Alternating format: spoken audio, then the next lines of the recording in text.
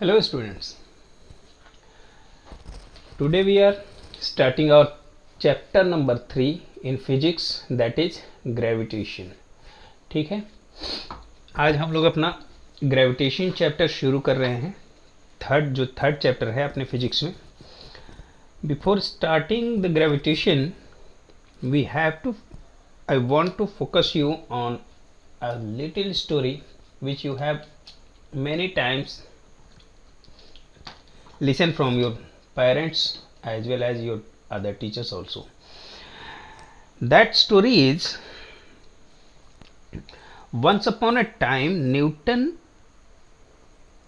was having tea under the tree in his garden and he saw an apple is falling from a tree.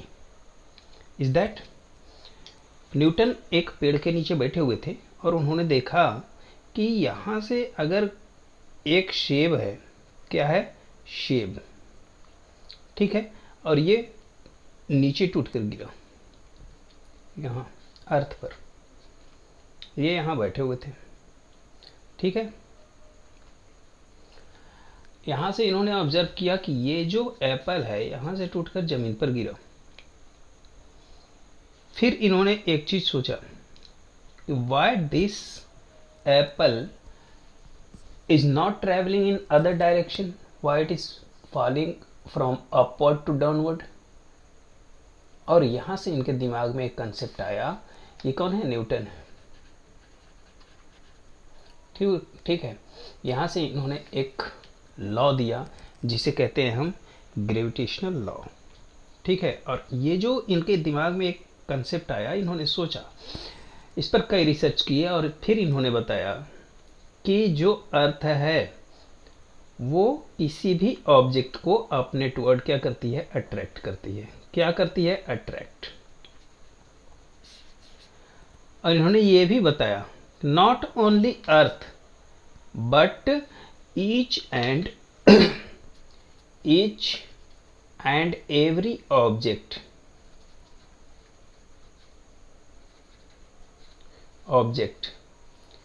attract together towards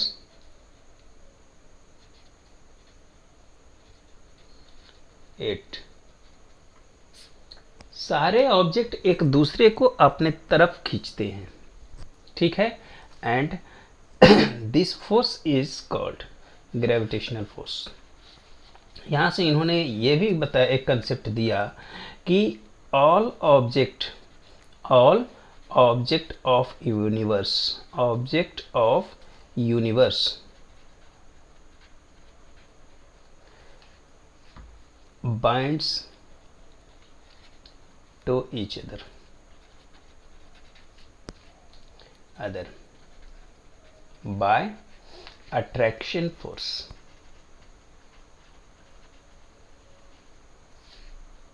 attraction force. इन्होंने कहा कि सारे जितने भी इस universe के जितने भी ऑब्जेक्ट्स हैं वो एक दूसरे से बंधे हुए हैं. क्या हैं? एक दूसरे से बंधे हुए हैं, ठीक है.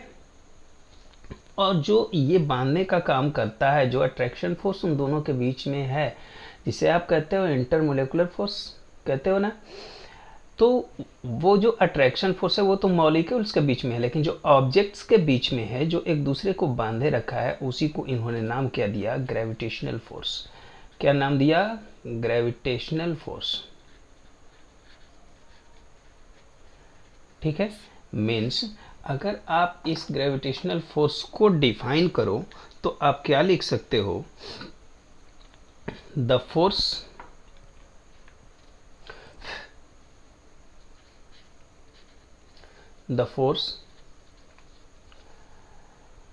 which is responsible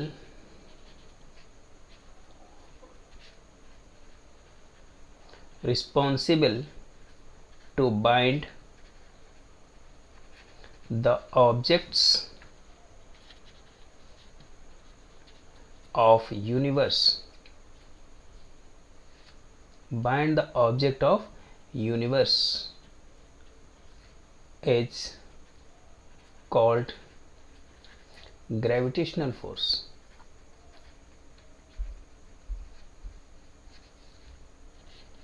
और इसी को क्या कहा गया? Gravitational force. और इसी को ये भी एक डेफिनेशन आपको मिलेगा कि the force by which earth attracts any object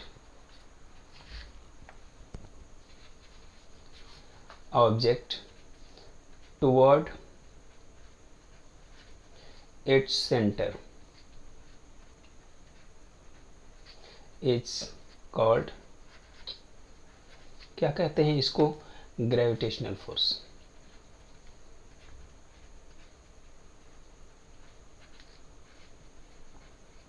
ठीक है, तो क्या कहा कि दैट फोर्स, वह फोर्स जिसके द्वारा कोई ऑब्जेक्ट, किसी ऑब्जेक्ट को अर्थ अपने सेंटर की तरफ खींचती है, उसको हमने क्या नाम दे दिया? Gravitational force. क्या कह दिया? Gravitational force. तो इज इट पॉसिबल, यहाँ एक क्वेश्चन ये उठता है कि is it possible that object attracts earth toward it? Yes, that is possible, but here depend on the mass. Is that means जिसका मास जितना ज्यादा होगा, भाई दिखेगा तो भाई यहाँ अर्थ पर एप्पल गिरता हुआ दिखा, जबकि एप्पल की तरफ अर्थ अट्रैक्ट होते हुए नहीं दिखी। और यहाँ कहता क्या है भाई, ये अपना लॉ क्या बता रहा है कि each and every object attracts together, एक दूसरे को सारे जो ऑब्जेक्ट हैं वो अट्रैक्ट करते हैं। तो ये एप्पल भी तो इसको अट्रैक्ट कर रहा होगा। सोचने वाली बात है। हाँ ऐसा है, लेकिन समस्या ये है कि इस केस में होता क्या है कि जिसका मास जितना ज़्यादा होगा उसको वही विजिबल होगा, जो जिसका मास कम होगा उसका गिरना या उसका अट्रैक्ट होना ज़्यादा विजिबल होगा। ओके, अब यहाँ देखो, ये मान लो अपने पास ये क्या है, ये अपना अर्थ है।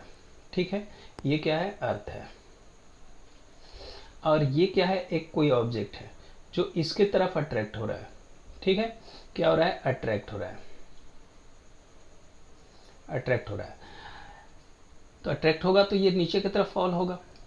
क्वेश्चन ये है कि अगर इसका मास m है, इसका मास कैपिटल M है, क्या है? कैपिटल M, तो ये M क्या इस अर्थ को भी अपने तरफ खींच रहा होगा? ऑब्वियसली खींच रहा होगा। लेकिन यहाँ आपको एक बात ध्यान देनी होगी कि for a given force means, अगर फोर्स कांस्टेंट हो, जितने फोर्स से ये अर्थ अपने तरफ इस ऑब्जेक्ट को खींच रही है, ये अगर ऑब्जेक्ट A है, इसको अर्थ जितने फोर्स से खींच रही है उतने ही फोर्स से अर्थ को ये ऑब्जेक्ट भी खींच रही है। समस्या कहाँ है कि for a given force the acceleration of any body is inversely proportional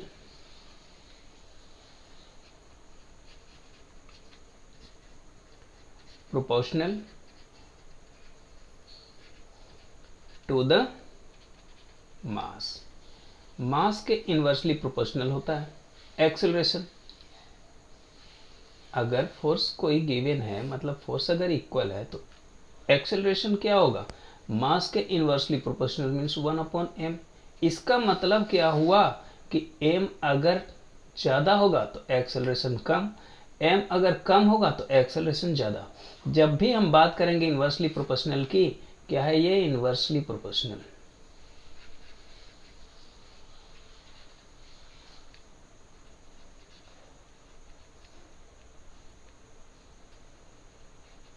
ठीक है, इन्वर्सली प्रोपोर्शनल। जब इन्वर्सली प्रोपोर्शनल होगा means if mass is greater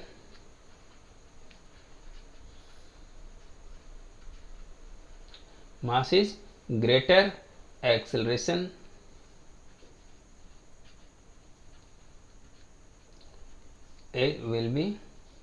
will less। मास अगर ज़्यादा होगा तो एक्सेलरेशन क्या होगा, कम।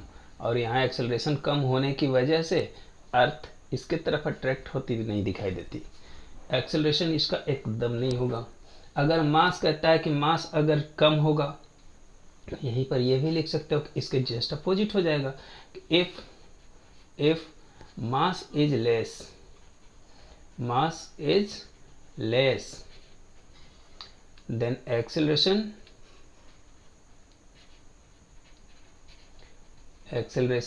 मोर। एक्सेलरेशन क्या होगा, ज़्यादा होगा। अगर मास हुआ कम तो एक्सेलरेशन ज़्यादा। तो बताओ, ऑब्जेक्ट ए का मास अगर कम है तो एक्सेलरेशन किस में दिखेगा, इस ऑब्जेक्ट में दिखेगा। समझ में आ रहा है। तो ये हुई बात हमारे ग्रेविटेशन की। ग्रेविटेशन एक्चुअल में होता क्या है और ग्रेविटेशनल फोर्स क्या है, इतनी बातें आप लोगों को क्लियर हो गई। ओके, अब देखो कुछ बातें ये भी हैं, कुछ और भी फोर्सेस हुए हैं जो वर्क करते हैं यहाँ। वो कौन कौन से, देखो मान लो कोई ऑब्जेक्ट है, suppose for a little time you have bind a stone with a thread. एक थ्रेड से आपने क्या किया है, स्टोन को बांधा है। ये क्या है, stone. And you round it, आप इसको क्या कर रहे हो, घुमा रहे हो। तो ये कुछ सर्कुलर पाथ पर घूमेगा, इस पाथ पर घूमेगा, मूव करेगा। और इस पाथ का ये क्या होगा, सेंटर होगा ना। तो इस पर दो फोर्स वर्क करेंगे। एक force which is responsible to, which is under the to the center, which attracts the object to the center, and one more force which has the tendency to throw out from the path से इसको दूर ले जाने की tendency रखता है। दो work कर रहे हैं इस पर फोर्स। इस पर पहला फोर्स काम कर रहा है जो इसको सेंटर की तरफ अट्रैक्ट करने की टेंडेंसी रखता है। एक फोर्स वर्क कर रहा है जो इसे बाहर ले जाने की टेंडेंसी रखता है। Suppose for a little time you have left this thread, आप इस थ्रेड को छोड़ देते हो, तो ये ऑब्जेक्ट क्या अपने पाथ पर घूमता रहेगा, ऑब्वियसली नहीं घूमेगा। कहाँ चला जाएगा, ये बाहर की तरफ चला जाएगा, टेंजेंट में। समझ रहे हो। तो ये क्या, कहाँ चला जाएगा, बाहर में। ऐसा क्यों हुआ, क्योंकि इस पर जो बाहर फोर्स वर्क कर रहा है, इसको हम क्या नाम दे दिए, सेंट्रीपिटल फोर्स। क्या हम कह दिए, सेंट्रीपिटल फोर्स, सेंट्रीपिटल। और इसको हम क्या नाम दे दिए, सेंट्रीफ्यूगल। ठीक है। तो जो सेंट्रीफ्यूगल फोर्स है, it has the tendency to move out from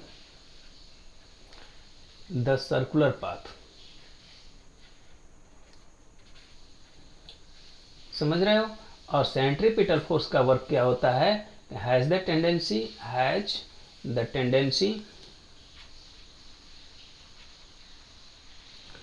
to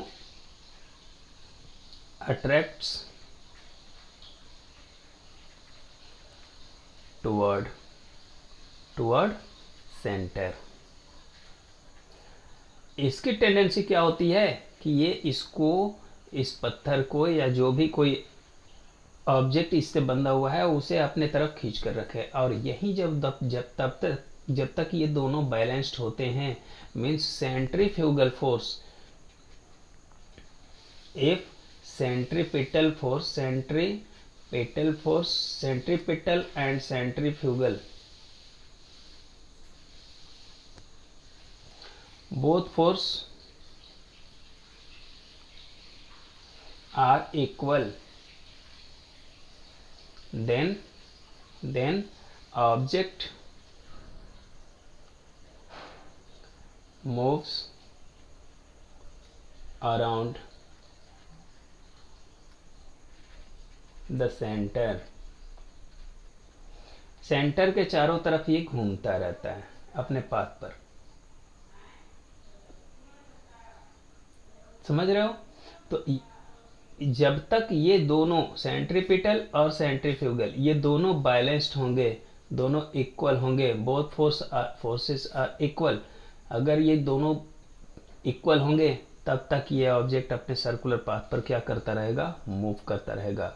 और लगा लो यहाँ पर, इसे भी क्लियर लिख लो, और ऑब्जेक्ट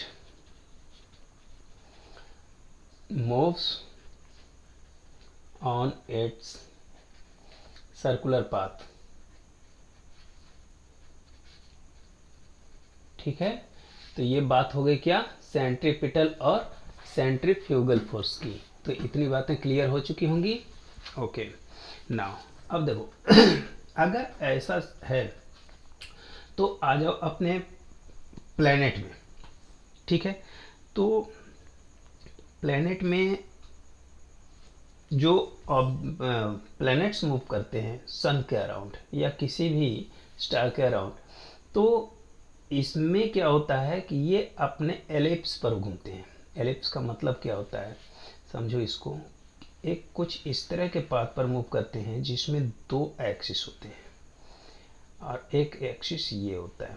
ठीक है, ये जो लार्ज एक्सिस है यहाँ से और यहाँ तक, ठीक है, इसको अगर मैं डिनोट कर दूं ए और इसको डिनोट कर दूं बी, ये हो जाएगा सी और ये कर दिया हमने डी। तो ये जो दो एक्सिस बन रहे हैं, इस एक्सिस को कहते हैं मेजर एक्सिस। क्या कहते हैं, मेजर एक्सिस। क्या कहते हैं, मेजर एक्सिस। और इसको क्या कहते हैं, माइनर एक्सिस। समझ रहे हो।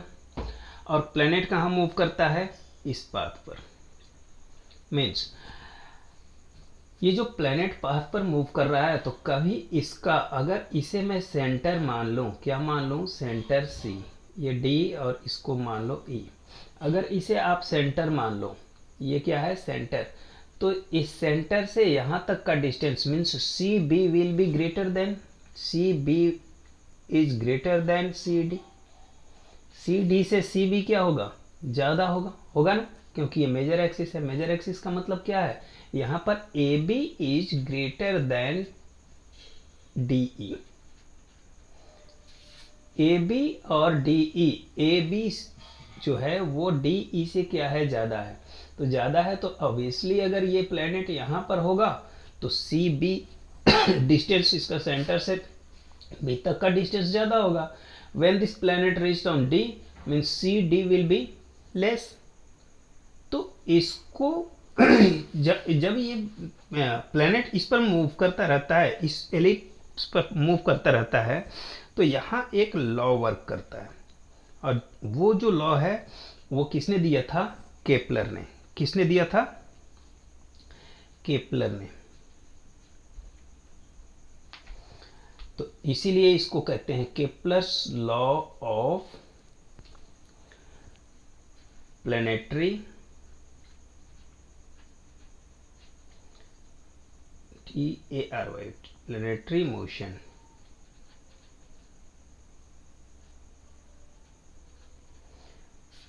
ठीक है, planetary motion, Kepler law of planetary motion.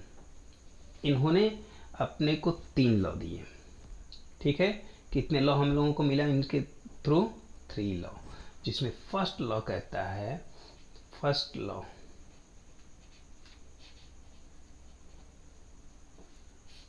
दिख रहा है ना, जस्ट मिनट, अभी क्लियर हो गया होगा। Okay, first law tells us that all planets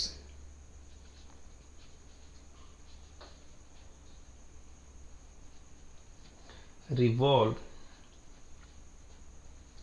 around the sun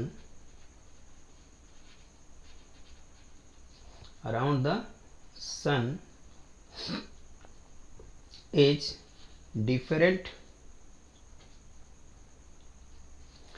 elliptical orbit with the sun।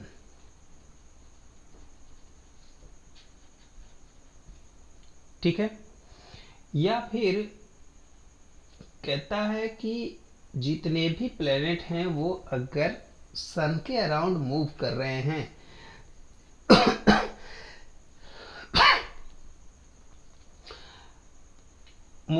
हैं वो डिफरेंट एलिप्टिकल ऑर्बिट पर मूव करते हैं। ठीक है, at one of the focal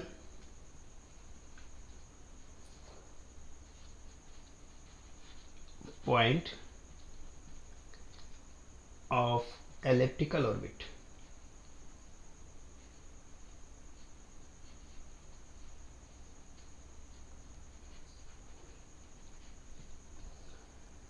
नहीं समझ में आया ना? चलो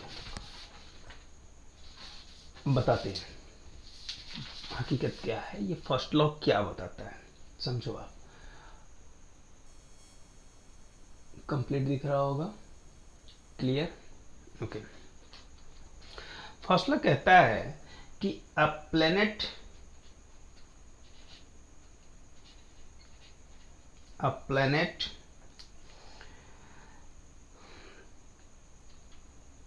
मूव्स, ये तो लिखे ही बताए ही, मूव्स, चलो लिख लो, moves around the sun is an elliptical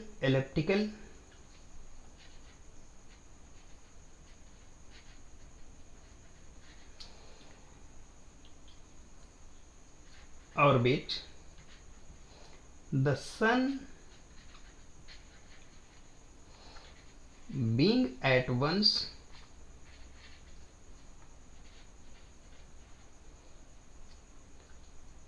at one of the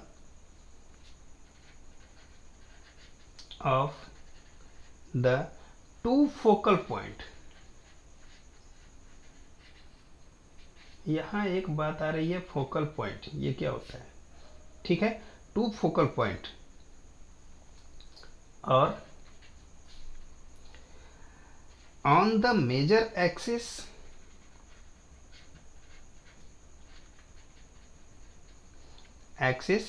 of the electrical orbit.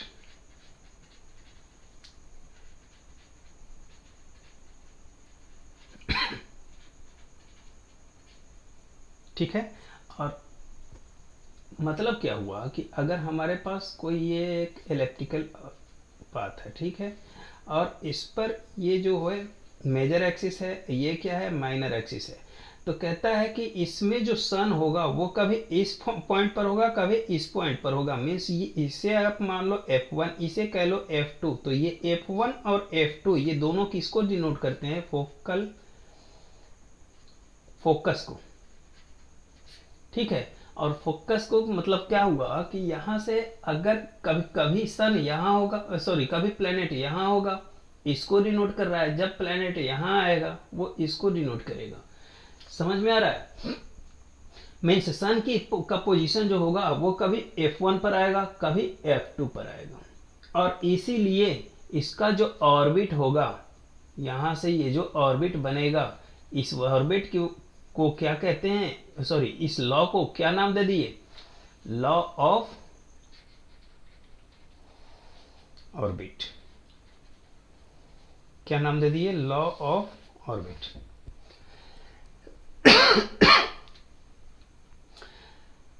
Okay, अब देखो अपना जो सेकेंड लॉ है, मीन्स केपलर ने एक सेकेंड लॉ भी दिया था, वो सेकेंड लॉ क्या कहता है? सेकेंड लॉ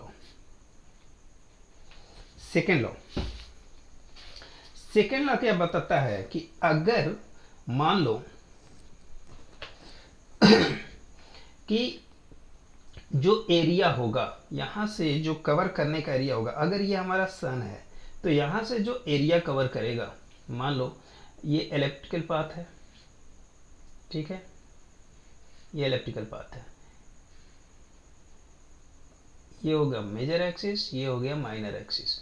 ठीक है, सन यहाँ है, तो यहाँ से ये जो एक एरिया कवर कर रहा है, कभी प्लेनेट इस पोजीशन पर था और इस पोजीशन पर आ रहा है, मीन्स ये जो एरिया कवर कर रहा है, समझ रहे हो? ये कौन सा एरिया कवर कर रहा है? मान लो ये ए है और ये कौन सा एरिया है? बी। ये ए से किस पर आया? बी पर।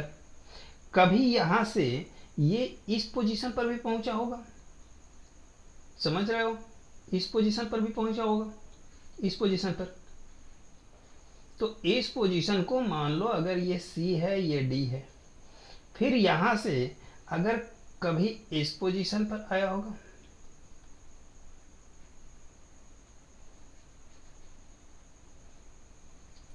ये हुआ ई और ये हुआ एफ, समझ रहे हो, ये ई नहीं, ये ई और ये एफ, मीन्स यहाँ दो पॉइंट्स बने, ये यहाँ दो पॉइंट्स बने। ये कौन सा पाथ, ये है, इस पाथ पर मूव कर रहा है। तो कहता है केप्लर सेकेंड लॉ क्या कहता है कि ये जो एरिया कवर होगा, मीन्स ये यहाँ पर हमने क्या माना, एस है, क्या है, एस। तो S A B means S A B, area of S A B is equal to area of S C D is equal to area of S E F. समझ रहे हो, मीन्स व्हाट कि according to Kepler's law the area of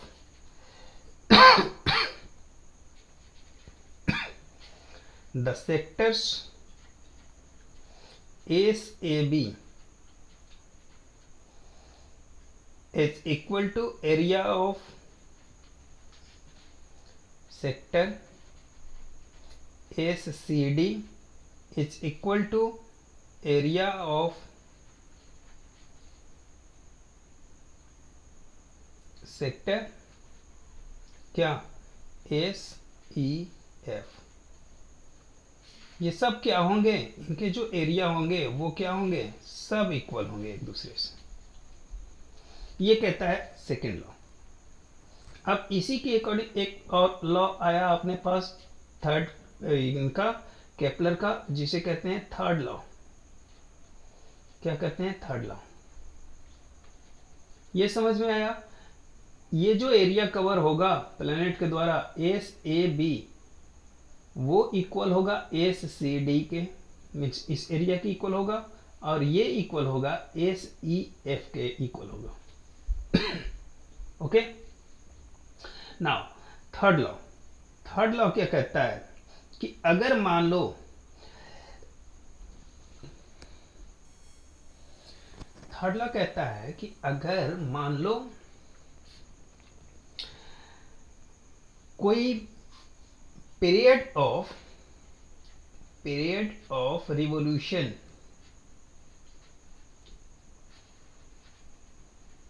of planet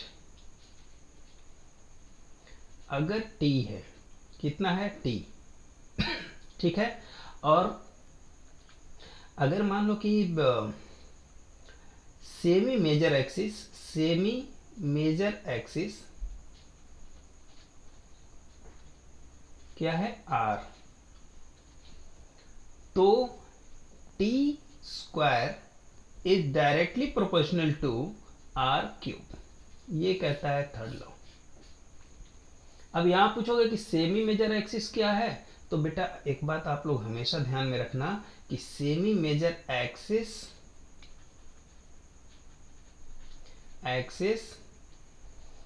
is such straight line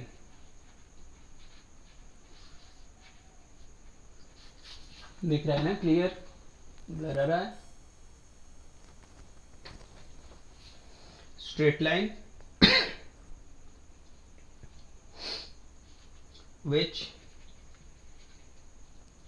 passing through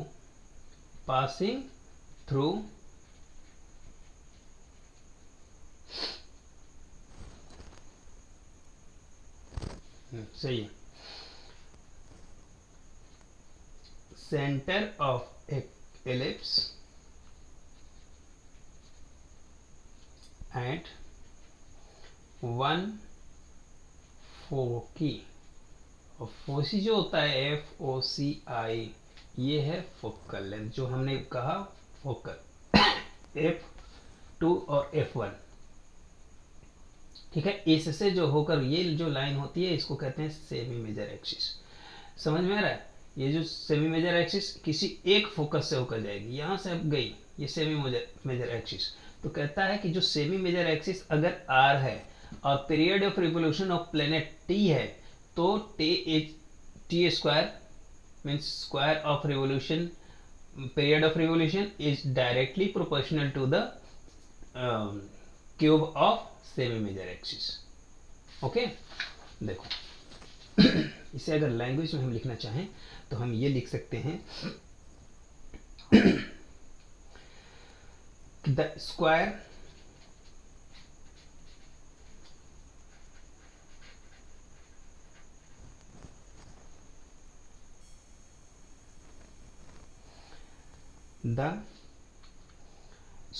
of the period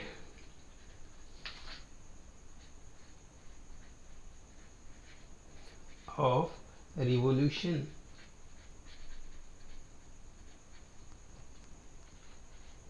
of a planet around the sun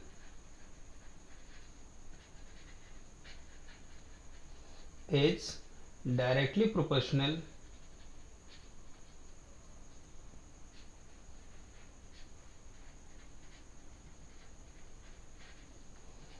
to the cube of semi major axis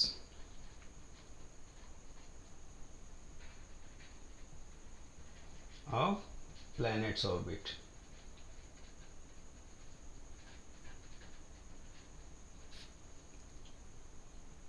ठीक है ना? मान लो किसी time पर दो planet move कर रहे हैं और उनका टाइमिंग क्या है, एक का T1 है और एक का T2 है, तो T1 अपॉन T2 और इनका कर दो स्क्वायर, तो ये किसके इक्वल हो जाएगा, R1 cube upon R2 cube के इक्वल हो जाएगा। ठीक है, जहां पर T1 क्या है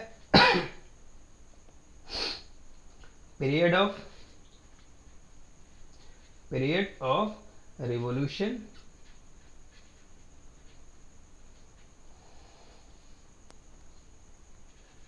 of first and second planet. अगर दो प्लैनेट्स हैं तो T1 और T2 क्या है, first and second planet respectively. Period of revolution है। वहीं R1 और R2 क्या है, ये दोनों सेमी मेजर एक्सिस हैं उनके ऑर्बिट के, मींस R1 और R2 ये दोनों क्या हैं, सेमी मेजर एक्सिस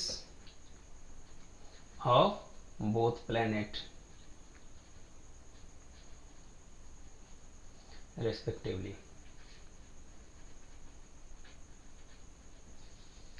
करेक्ट है? तो यहां से अगर देखोगे तो यहां अब इसको रिलेट करोगे तो आप क्या पाओगे कि T1 square upon R1 cube is equal to T2 square upon, ये इधर आ जाएगा, और ये R2 क्यूब। समझ में रहा है? और ये दोनों इक्वल किसके होंगे, कांस्टेंट के। क्या होंगे, ये कांस्टेंट होंगे। ये कहता है थर्ड लॉ। और इसीलिए चूंकि ये फोकस किस पर है, पीरियड ऑफ रिवोल्यूशन पर, तो इसको हम क्या नाम दे देते हैं, लॉ ऑफ पीरियड। ठीक है, आपको कहाँ फोकस रखना है कि what do you mean by law of period, then you have to write the square of the period of revolution of a planet around the sun is directly proportional to the cube of semi major axis of planet orbit। ये समझ में आया कैसे हुआ? नहीं समझ में आया? यहाँ से देख लो, यहाँ से देखो, ये क्या हुआ, T1 स्क्वायर को आप क्या लिख सकते हो, R1 cube into T2 square upon क्या लिख सकते हो, R2 क्यूब लिख सकते हो। अब इस R1 क्यूब को अगर इधर ला रहे हो तो ये यहाँ मल्टीप्लाई में है, इधर आके क्या हो जाएगा, डिवीजन में, तो ये क्या इंडिकेट करेगा कि T1 square upon R1 cube is equal to, बाकी जो करते हैं, T2 square upon R2 cube, और ये दोनों, ये पूरा क्या होंगे, कांस्टेंट होंगे। बस इतना याद रखना है आपको। क्लियर है ना? तो ये हुआ अपना केपलर्स लॉ। टुमारो और in next video we will discuss about the Newton's gravitational law. Okay, Newton's gravitational law क्या होता है उस पर हम लोग अगली बार में डिस्कस करेंगे। हाल फिलहाल तो आप इतना समझो कि जो ये केपलर हैं इन्होंने किस बेस पर और क्या क्या बातें कही, एक बार फिर हम इसको रिमाइंड कर लेते हैं। इन्होंने फर्स्ट ऑफ ऑल पहला जो लॉ दिया, इन्होंने ये बताया कि all planets revolve around the sun in different elliptical orbit with the sun of one of the focal point on the elliptical orbit। Means किसी एक्लिप्टिकल ऑर्बिट पर, इक्लिप्टिकल ऑर्बिट क्या है, जिसमें दो एक्सिस बनेंगे, एक बनेगा मेजर एक्सिस और एक बनेगा, क्या बनेगा, माइनर एक्सिस।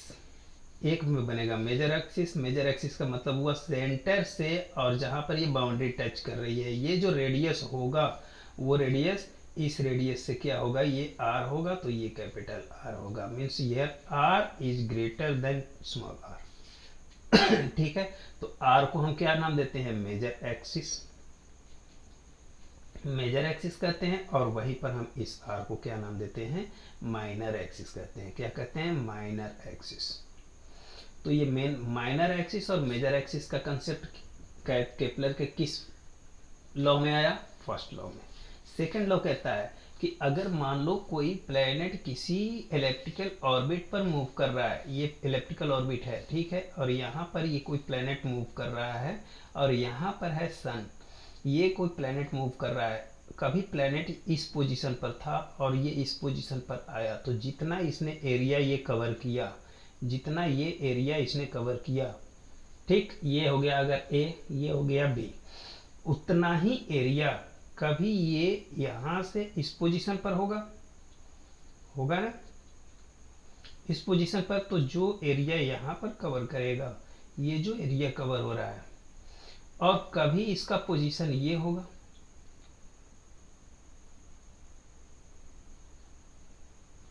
तो जितना एरिया कवर ये हो रहा है, समझ रहे हो। चलो इसको हम दूसरे पेन से करते हैं। ये जो एरिया कवर हो रहा है, ये जो एरिया इसने कवर किया, ठीक, और जो एरिया इसने ये कवर किया,